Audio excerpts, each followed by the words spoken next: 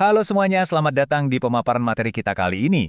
Kalau kalian lagi nyusun riset dan ngerasa stuck, kalian ada di tempat yang pas banget. Hari ini kita bakal bedah tuntas topik yang sangat krusial di dunia akademik, yaitu topik masalah penelitian dan kebaruan atau novelty. Kita bakal kupas gimana sih caranya merumuskan topik yang tepat sampai nemuin titik kebaruan yang sering bikin pusing itu. So, mari kita langsung mulai aja ya. Nah, ini dia peta jalan perjalanan kita hari ini. Ada 5 perhentian. Pertama, fenomena dan gap penelitian. Kedua, perumusan masalah dan tujuan. Ketiga, batasan dan ruang lingkup.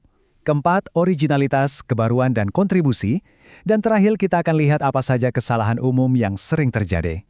Oke, kita langsung masuk ke perhentian pertama. Bagian 1, fenomena dan gap penelitian. Menemukan titik awal.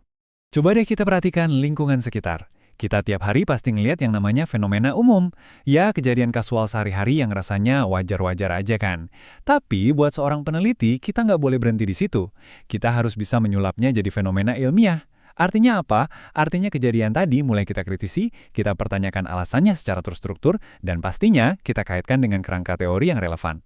Intinya, jangan cuma dilihat, tapi mulailah bertanya, kenapa? Ngomong-ngomong soal bertanya, ada satu mitos besar nih yang harus banget kita patahkan soal gap penelitian. Sering banget kan orang mikir, wah, gap itu berarti harus nyari topik yang 100% belum pernah disentuh manusia. Aduh lo, nggak gitu ya. Gap penelitian itu sebenarnya adalah kesenjangan pengetahuan. Ini tuh ruang ilmiah yang belum terisi secara optimal. Topiknya mungkin udah sering dibahas orang, tapi pasti ada sudut pandang, konteks, atau metode yang masih menyisakan tanda tanya. Nah, itulah gap kalian.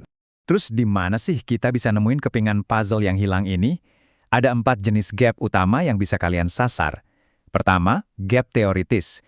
Ini terjadi kalau ada teori yang ternyata gagal menjelaskan sebuah fenomena baru. Kedua, gap empiris. Biasanya muncul kalau penelitian sebelumnya menghasilkan temuan yang saling bertentangan. Ketiga, gap metodologis. Pas kalian sadar kalau pakai metode analisis yang beda ternyata bisa ngasih insight baru. Dan keempat, gap kontekstual, yaitu menguji sebuah konsep di waktu, lokasi, atau kelompok masyarakat yang sama sekali berbeda. Sip, sekarang kita geser ke bagian 2, perumusan masalah dan tujuan, dari topik menjadi arah. Banyak banget peneliti pemula yang masih suka kebalik-balik antara dua konsep ini. Topik itu ibarat benua, gede dan luas banget. Contohnya, digitalisasi. Kan nggak mungkin ya kalian teliti semua aspek digitalisasi dalam satu waktu?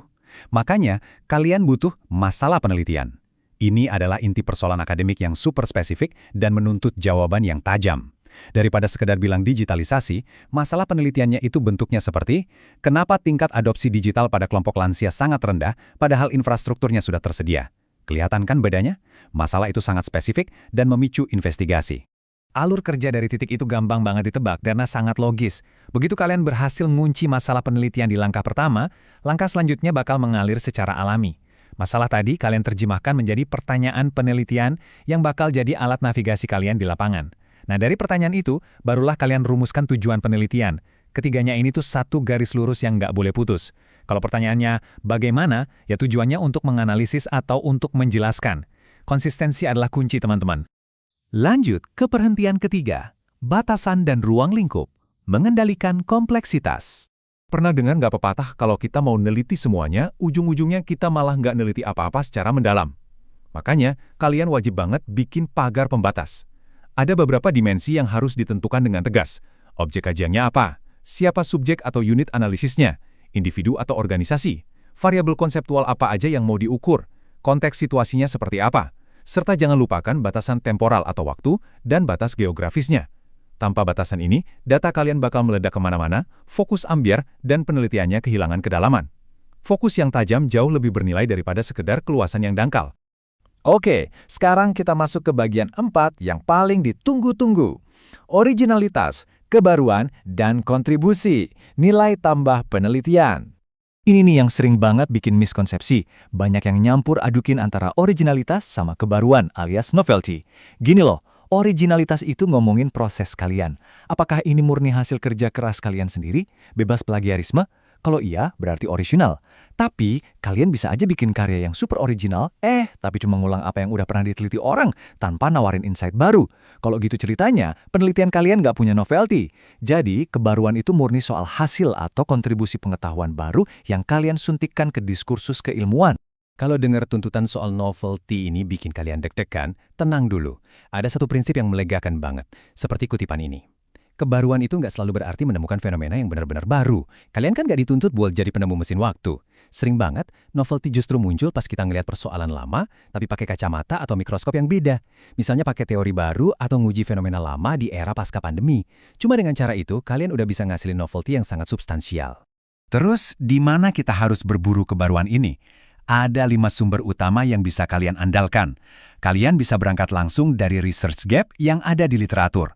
Kalian bisa memanfaatkan perubahan konteks empiris di lingkungan saat ini. Bisa juga dengan meminjam perspektif teoretis dari disiplin ilmu yang berbeda.